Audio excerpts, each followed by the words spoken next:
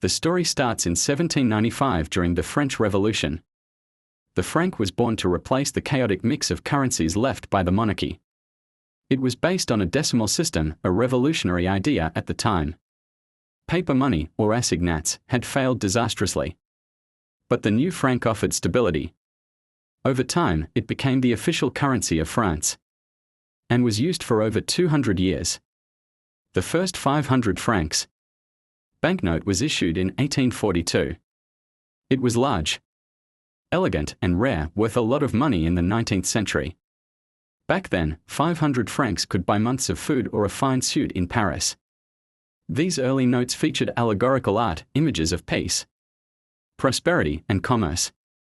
But as time went on, the artwork and meaning of the 500 francs note would evolve with France's history. By the mid-20th century, the 500 francs note became a canvas for French artistry. One of the most famous issues was the Victor Hugo note in the 1950s. It honored France's greatest writer, with detailed engravings and poetic symbolism. Later came the Pascal and Molière series, celebrating French intellectual and cultural giants. These notes weren't just money, they were miniature works of art. But the 500 francs wasn't just used in France. In French West Africa, the CFA franc was introduced in 1945. It stood for Franc des Colonies Françaises d'Afrique, pegged to the French franc. Countries like Senegal, Ivory Coast, and Mali used CFA francs.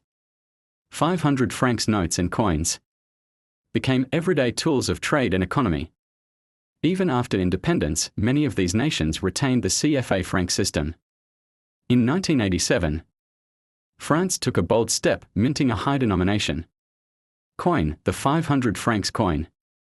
Made of bimetal, it was large, striking, and surprisingly modern. But the 500 francs coin didn't last long. People found it too heavy and easy to lose. In a few short years, it was withdrawn from circulation. By 2002, the euro replaced the franc across France and much of Europe. The 500 francs, along with the entire franc system, was retired. You had a limited window to exchange old francs for euros. After that, the 500 francs became history, beloved by collectors, forgotten by many. Today, old 500 francs notes and coins are collector's items. Depending on their age and rarity, they can be worth hundreds or even thousands of euros.